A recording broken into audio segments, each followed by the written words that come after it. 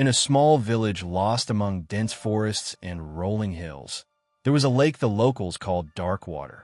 Even on the brightest sunny days, its surface remained eerily dark, as if it absorbed the light. The elders said that many years ago, a village stood where the lake now lay, but it vanished without a trace after a violent storm. People believed that something terrible lurked in the depths, and no one dared to swim there, even on the hottest summer days. They said that at night, one could hear the distant tolling of a church bell from beneath the water, the same church that had sunk along with the village. Some fishermen claimed they had seen a faint light shining from below, as if through the windows of the old temple. But those who ventured too close never returned. One summer, a group of archaeology students arrived in the village.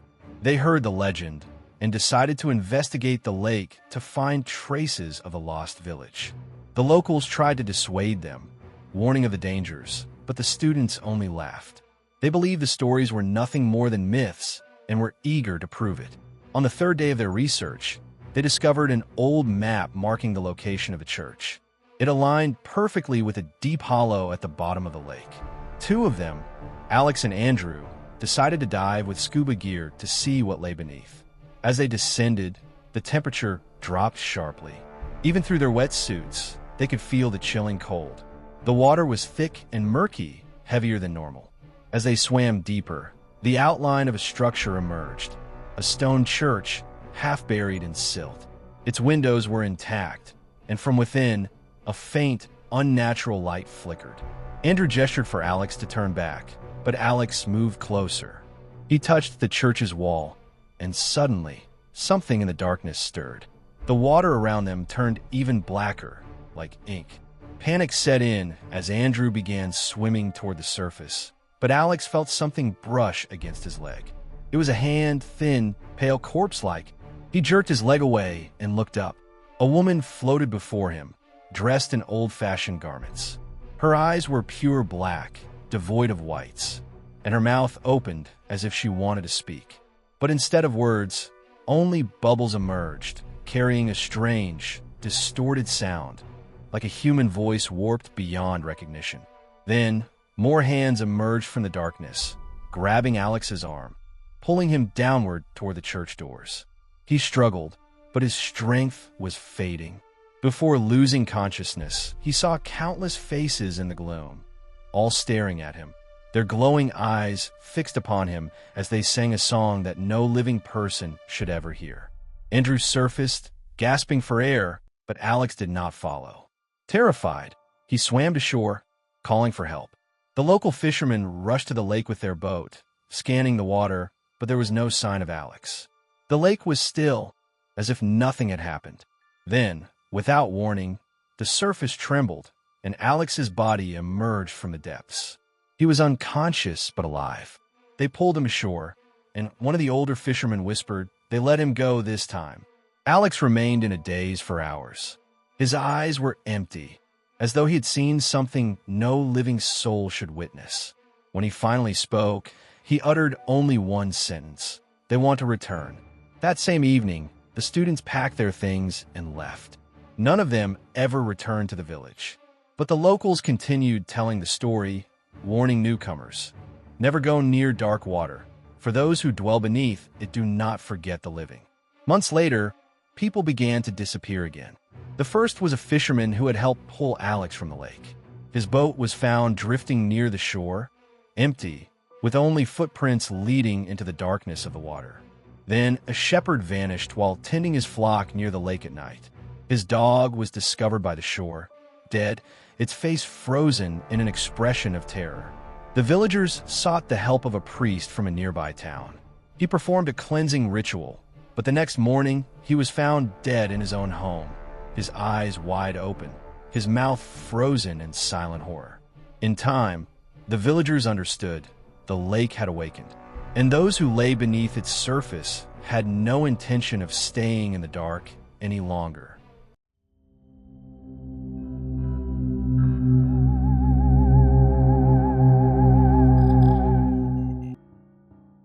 When I turned 21, I finally moved into my first apartment.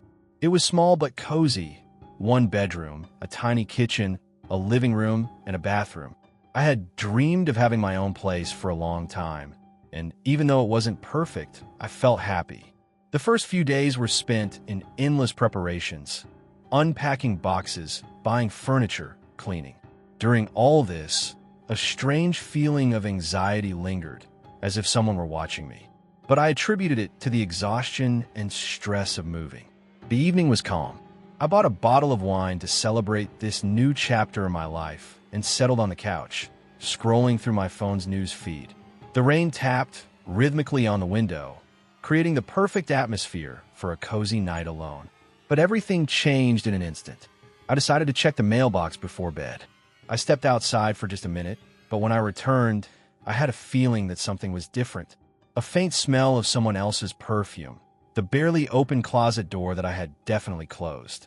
But once again, I reassured myself it was just my imagination. I grabbed my phone and headed to the bedroom. When I bent down to place it on the nightstand, it slipped from my hands and rolled under the bed. I sighed heavily and dropped to my knees to get it. I reached forward, but the phone was deeper than I thought.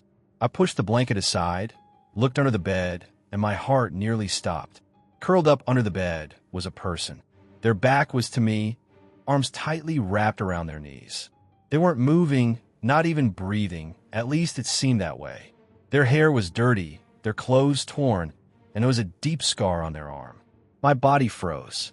A cold wave ran down my spine. The only thought that pulsed in my mind was, if they haven't noticed me yet, I still have a chance. I slowly straightened up, took a deep breath, and tried to make no sound. My legs trembled, but I managed to take a step back. Suddenly, the phone in my hand vibrated. It was my boyfriend. I knew that if I answered or silenced the call, the person under the bed would hear it. So, I did the only thing that came to mind.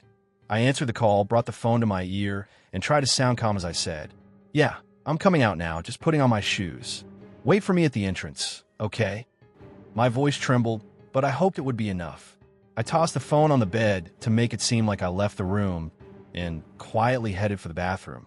I closed the door, turned on the sink to drown out any noise, and immediately opened the window. I lived on the first floor, and at that moment, I didn't care how it looked. I jumped out, cutting my arm on the frame. I ran. The phone was left in the room, but I wasn't going back. I ran to my neighbor's apartment, who immediately called the police. When the officers arrived, they entered the apartment with weapons drawn. A few minutes later, they brought out a thin, pale man in a torn t-shirt. His eyes were empty, like a doll's, and he was holding a kitchen knife. The police discovered that he had snuck into my apartment when I went to check the mailbox and had been hiding there the whole time. He didn't steal anything, didn't try to escape. He was just waiting. I still can't sleep in the dark, and every time I accidentally drop my phone, I feel like someone might be under the bed again.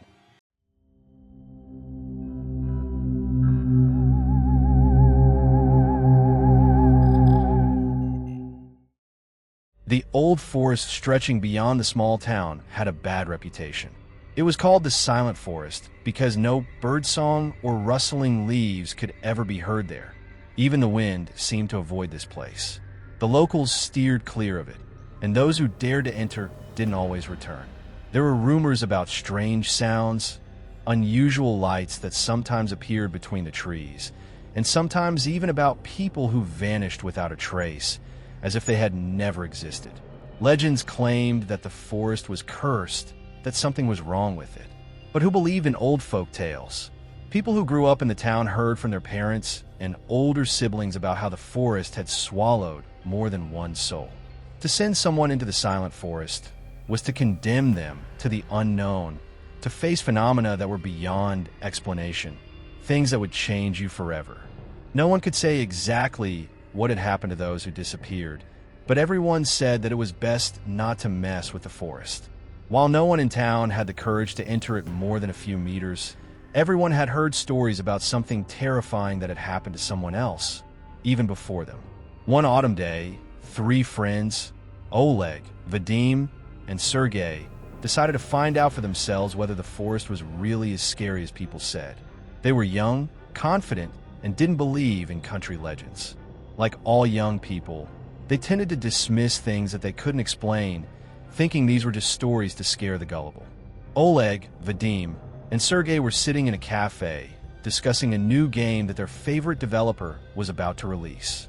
In the middle of the conversation, they got into a debate about whether it was worth believing in things that couldn't be explained. Oleg was firmly in the skeptic's corner, while Vadim, on the other hand, was open to the idea that some things in the world were bigger than we could imagine. Maybe we should go check it out? Oleg asked. Who even made up these stories? I can't stand hearing them anymore. What do you mean? Sergei laughed. A stroll through that forest like it's some regular hiking trip? They made a quick drive out of town, taking with them only flashlights, knives in case of wild animals, and some snacks. Since they didn't believe in nightmares, they weren't even slightly afraid of the dark forest. They didn't understand why everyone else was so terrified of it. At first, the forest was exactly as they had expected. Dry leaves crunched beneath their feet, and here and there, twigs snapped. Everything seemed ordinary, but the deeper they went, the more the atmosphere began to change. The air grew thicker, and the smell of earth and decaying leaves shifted into something heavy and rotten. Vadim started to feel a chill on his spine, but he remained silent, not wanting to appear scared in front of his friends. As time passed, the forest felt less and less like the place they had anticipated. The silence began to grow. The air, which had previously been cool and fresh, became dense and suffocating, as if pressing down on them. Vadim nervously looked around, his gaze lingering on every tree, every shadow that seemed unnatural or even ominous. Oleg and Sergei were ahead, engrossed in their conversation, but Vadim felt that something wasn't right. Suddenly, Oleg stopped and whispered softly, "Do you hear that?" They all paused, straining their ears, but there was only dead silence. And that was the strangest part. No sound, no rustling, no cracking, not even their own breathing. Vadim opened his mouth to say something, but he couldn't even hear his own voice. Panic gripped him. He looked frantically at his friends, but all he saw were their faces, distorted in terror. Their expressions were frozen, but their eyes gleamed with fear. The flashlights suddenly went out, as though someone had just turned them off. The darkness was unnatural, absolute, like being deep inside a cave. Vadim tried to turn his flashlight back on, but it didn't respond. He could feel the temperature drop sharply. It was as if the whole forest had turned against them, swallowing all life around them. Oleg and Sergei were also struggling with their flashlights, but it was no use. The forest had become hostile, silent, as if something unseen was waiting for them. And then, from the depth of that darkness, something emerged. They couldn't see it, but they felt its presence. It was cold, heavy, pressing down on their chests, making them nauseous and dizzy. Suddenly, Sergei screamed and ran. His face vanished into the darkness, and in an instant, his scream was cut off. Oleg and Vadim didn't know what to do. They were paralyzed by fear. Something slid between them, brushing their hands lightly. It was damp and cold, like the skin of a corpse. Then, Vadim's flashlight flickered back on. For a brief moment, the light illuminated long, bony hands reaching toward them. Without thinking, they both bolted, not even knowing which way was the exit. Branches whipped at their faces, roots tripped them up, but fear pushed them forward. By the time they finally stumbled out of the forest, it was dawn. They were pale, scratched, their clothes torn and muddy, but alive. Sergei, however, was not with them. The police searched the forest, but found no trace of their friend. A few months later, one of the forest rangers stumbled upon Sergei's mobile phone while he was inspecting the area. The screen was still on, and the last image it had captured was blurry and dark, but there was one thing clearly visible: a face, deathly pale, with empty eye sockets and a horrifying smile that would never fade. Since then, no one dared to enter the silent forest again. The legends grew, and over time, the forest became even more mysterious. Those who lived near it began to feel strange presences, and the town became afraid to go anywhere near it. It became clear no one would ever find out what the forest truly was. It chose its victims, and those who entered would never leave the same.